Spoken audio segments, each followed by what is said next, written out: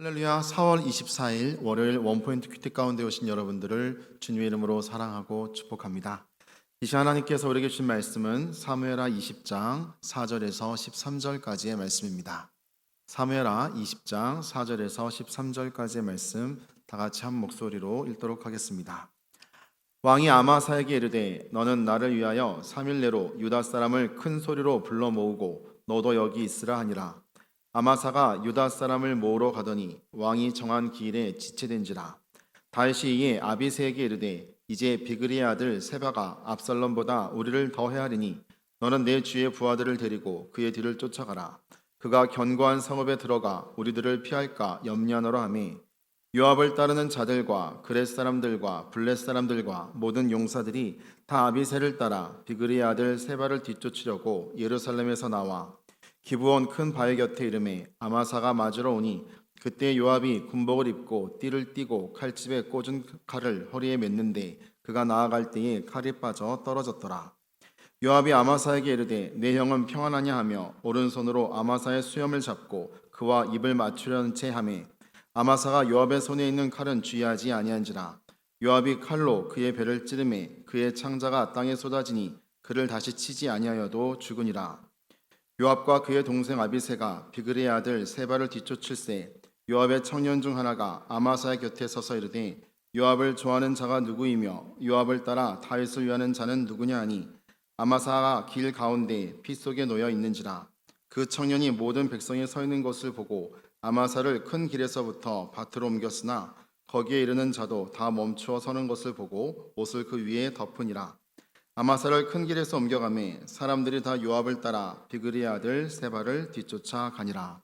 아멘. 이 시간 공동체보다 우선되어 버린 이기심이란 제목으로 담임 목사님께서 큐티 인도해 주시겠습니다. 할렐루야. 자, 우리 오늘 이제 6월에 4월에 다시 할렐루야. 자, 오늘 우리가 이제 4월의 마지막 주를 또 맞이하면서 우리는 사무엘 상하를 통하여 끊임없는 다윗 왕가의 이 피의 난전을 보게 됩니다. 칼이 내 집을 떠나지 아니하리라. 하나님의 그 예언적인 징계가 암논을 통해서 압살롬을 통해서 그리고 오늘 또 다른 이 사울 왕가의 원한을 품고 있는 세바라는 사람을 통해서 세바는 그런 말로 요즘 말로 하면 양아치 그야말로 뭐 그 이 세바의 반란에 사람들이 가담했다는 것이 현재 전국의 어수선함을 그대로 보여주고 있는 것이죠. 어쨌든 세바가 이제 압살롬의 이 반란을 평정하고 난 통합 왕이 된 다윗 앞에 반란을 일으킴으로 새로운 어떤 그 나라의 문제를 좀 이야기하고 있습니다. 자, 그럴 때 오늘 다윗 왕은 아마사를 먼저 세바 반란의 진압군 대장으로 임명하여 보냅니다. 4절에 보면 이렇게 표현되어 있습니다. 왕이 아마사에게 이르되 너는 나를 위하여 3일 내로 유다 사람을 큰 소리로 불러 모으고 너도 여기 있으라 하니라. 그리고 이어서 5절에 아마사가 유다 사람을 모으러 가더니 왕이 정한 기일에 지체된지라. 이 말은 아마사에게 사람들이 모이지 않았다는 겁니다. 자, 지금 화급하게 세바가 지금 반란을 일으켰고 동조자들을 모았고 다시 왕권을 위협하고 있는데 진압군이 지금 군대가 모집이 되지 않아서 지금 3일 안에 오늘 군대를 모집해서 진압하라고 명령했는데도 불구하고 정한 기일에 지체된지라. 이 말은 사실은 아마사를 사람들이 신뢰하지 않는다는 거예요. 아마 사람들이 백성들이 신뢰하지 않은 아마사를 다시 군대 장관으로 임명한 다윗의 오판이 여기 숨어 있어요. 다윗 주변에 수많은 어떤 그 아비새가 있고 뭐 아이도벨이 있고 또 요압이 있고 또 오늘처럼 아마사가 있지만은 아마사를 선택한 것은 결국 다윗이 스스로 고립을 자초하게 된 또 하나의 악수가 된 셈이 됐습니다. 자, 그래서 이 다윗은 피할 수 없는 어떤 면에서 보면 집안의 또 피바람의 어떤 내전을 결코 벗어날 수가 없어요. 하나님이 정한 기한에 연다는 인간이 아무리 잔꾀를 쓴다고 해서 해결될 문제가 쉽게 아니라는 걸 알 수 있어요. 어쨌든 아마사가 갑자기 또 이렇게 군대 장관이 되니까 오늘 아마사는 다윗의 조카죠. 요압도 물론 자기가 막강한 어떤 진압을 한 혁혁한 공과가 있는데, 공로가 있는데 왜 나를 세우지 않느냐? 이 요압에 대해서 지금 다윗 왕이 매우 부담스러워하고, 또 요압의 불충한, 또 군권을 장악한 요압에 대해서 다윗이 심지어 견제를 하고 있다는 걸 알 수 있지 않습니까? 요압이 또 질투를 하게 되는 겁니다. 자, 결국 그렇게 돼서 이 요압과 아마사 사이에 또 피비린내 나는 또 비극이 또 벌어지게 돼요. 자, 여기 오늘 6절에 보면은 이 다윗이 이에 아비새에게, 자, 이러니까 아마사가 이제 안 통하니까 다윗이 급하긴 급한 거예요. 오늘 자기 또 다른 군대 장관 아비새에게 이르되 이제 비그리의 아들 세바가 압살롬보다 우리를 더 해하리니 너는 내 주의 부하들을 데리고 그 뒤를 쫓아가라.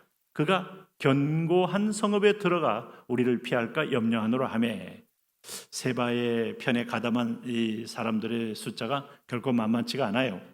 오늘 그 상황 그 속에서 아마사가 3일 동안 지체하는 사이에 다시 역습을 받을 우려가 있기 때문에 아마사를 내가 선택한 것이 오판이구나, 국민들의 지지를 받지 못하는구나, 병사들이 모이지 않는구나, 이걸 빨리 깨닫고 지금 아비새를 보낸 겁니다. 자, 아비새를 보냈더니 오늘 7절에 이렇게 얘기가 됩니다. 요압을 따르는 자들과 그렛 사람들과 블렛 사람들과 모든 용사들이 다 아비새를 따라 비그리의 아들 세바를 뒤쫓으려고 예루살렘에서 나와. 자, 그러니까 아비새에게 속한 장수가 요압입니다. 그러므로 요압을 군대 장관으로 세우지 않았지만 아비새를 또 바꿔 세우면서 다시 요압이 군권을 장악하며 일선에 서게 됩니다. 그러면 여기 먼저 세워졌던 아마사는 고립된 자리에 이르게 되는 거죠. 이렇게 이제 다윗은 사실은 나 홀로 컸고 하나님과 교제가 많 깊었지, 사실은 이 용병술에는 뛰어난 사람도 아니고 결단력에도 뛰어난 사람이 아니고 상황 판단에도 그렇게 뛰어난 사람이 아니에요. 단지 오늘 본문에서 보면 세바의 반란이 실제적으로 자기의 군권에 큰 위협이 되고 왕권의 위협이 된다는 것 자체는 파악했지만은 사람 쓰는 것은 오히려 내전을 불러일으킬 수 있는 아주 위험한 용병을 한 겁니다. 그러니 하나님의 마음에 합한 사람이요, 하나님과 교제함으로 골리앗을 이기고 오늘 사울의 딸을 아내로 맡고 오늘 왕의 후손 왕권을 얻게 된 다윗에게는 정말 하나님의 지혜가 떠나고 하나님의 임재가 떠나면 참으로 쓸모없는 존재인 거예요. 오늘 다윗의 생실력을 보는 겁니다. 이럴 때 여기 좀 보면 8절에 이런 일이 벌어졌습니다. 기본 큰 바위 곁에 이름에 아마사가 맞으러 오니. 자, 군대는 오늘 요압 편에 있습니다. 아마사를 따르는 군대가 많지 않습니다. 오늘 그때 요압이 군복을 입고 띠를 띠고 칼집에 꽂은 칼을 허리에 맸는데 그가 나아갈 때 칼이 빠져 떨어졌더라. 자, 지금 이 분위기가 심상치 않고 그가 무장을 했지만 무장이 떨어졌다는 것을 굳이 강조하므로 요압이 다시 칼을 잡고 위험한 행위를 할 수 있음을 지금 예고하고 있는 거 아니겠습니까?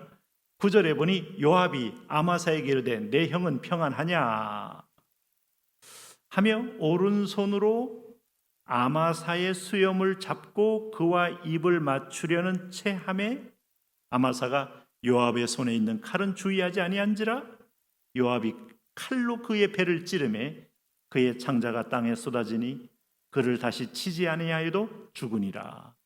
순식간에 다윗이 임명한 군대 장관은 오늘 내부에 있는 장수인 요압이 어떤 군권의 라이벌로 여겼고 내가 압살롬의 반란군을 진압한 공적 1호가 있는데 어찌하여 저런 아마사를 세우는가 하며 불만이 컸던 요압에 의해서 참으로 비참하게 죽임을 당하는 걸 볼 수 있어요. 그의 칼로 접근해서 배를 푹 갈랐으니 창자가 쏟아지면서 순식간에 출혈과다가 되고 그는 비참하게 쓰러진 다음에 더 이상 일어나지 못하고 현장에서 즉사하게 됩니다. 요압과 그의 동생 아비새가 비그리 아들 세바를 뒤쫓을세. 그러고 나서 이제 세바의 반란을 뒤쫓아 올라가는 겁니다. 그러니 지금 요압에게 있어서 군권이 들어가는 순간부터 왕도 눈에 안 들어오는 거죠. 사실 입만 구테타를 안 했을 뿐이지 그의 실제 삶은 왕 위에 군림하고 있는 것과 똑같습니다. 왕의 명령, 압살롬을 죽이지 말라는 것, 또 아마사를 왕이 세웠음에도 불구하고 그냥 한 번에 죽여버리는 이 모든 태도는 그야말로 요압이 천상천하 유아 독전 같은 태도인 것을 볼 수 있어요. 이게 다 뭐가 된 겁니까? 이 다윗이 용병술에 어떤 면에서 보면 실패한 것이고 아마사를 죽음에 몰아넣게 된 그런 계기도 다윗으로부터 시작됐다는 걸 알 수 있어요. 그랬더니 11절에 요압의 청년 중 하나가 아마사 곁에 서서 이르되 요압을 좋아하는 자가 누구이며 요압을 따라 다윗을 위하는 자는 누구냐 하니, 자, 이 말 자체가 당시에 매우 혼란스러운 정치적인 상황을 보여주고 있어요. 어떤 면에서 보면 다윗의 반대편에 섰다가 또 다윗 편에 들어왔다가 또 아니면 반대편을 제압했다가 또 그 사람 손에 죽임을 당하는 여러 가지 혼선과 복선을 보면서 오늘 어떤 요압의 청년 중 하나가 아마사 곁에 서서 이르되 요압을 좋아하는 자는 누구오며 요압을 따라 다윗을 위하는 자는 누구냐 라고 말하는 것 자체가 누가 과연 진실한 충성된 자냐 하는 질문을 던진 것만큼 군권이 칼의 힘이 난무하는 상황에 당도한 것이죠. 그럴 때 12절에 아마사가 길 가운데서 피 속에 놓여 있는지라 그 청년이 모든 백성이 서 있는 것을 보고 아마사를 큰 길에서부터 밭으로 옮겼으나 거기에 이르는 자도 다 멈춰 서는 것을 보고 옷을 그 위에 덮으니라. 자, 아마사는 이렇게 비참하게 시신이 되어서 오늘 이렇게 길가에 사람들의 옷에 의해 덮임 받게 됩니다. 아마사를 큰 길에서 옮겨가며 사람들이 다 요압을 따라 비그리 아들 세바를 뒤쫓아가니라. 자, 참 이게 다윗이 요압을 세우지 않았음에도 불구하고 요압은 군사력의 실력으로 오늘 모든 이 군대를 장악해서 세바발란을 또 진압하러 가는데 여기서 진압을 해도 다윗은 요압에게 또 다른 부담을 갖게 되고 또 다른 경계에 또 다른 위험을 느낄 수밖에 없는 자리에 이르게 된 겁니다. 그리고 요압의 행동 속에는 오늘 왕이 아나무인격이 되고 오히려 자기의 어떤 군사적 어떤 안전된 지위만을 위하여 정적이 되고 라이벌이 되는 자를 다 죽여버림으로써 요압이 결국은 비참하게 솔로몬에 의해서 죽게 되는 결말을 맞게 될 수밖에 없는 거예요. 세상사 여러분 세웅지마라고 했는데 우리가 높으면 얼마나 오래 갈 것이고 가졌으면 얼마나 오래 유지할 것이며 건강하면 얼마나 오래 갈 것입니까? 내가 맡은 자리에서 겸비하게 그분의 선한 뜻을 인정하고 우리가 겸비하게 사는 것이 가장 행복하고 최선의 길입니다. 하나님의 선한 주권 속에 선한 인도를 받고 오늘도 우리가 주신 사명 잘 감당함으로 잘 있다 칭찬받게 하여 주옵소서. 예수님 이름으로 기도합니다. 아멘.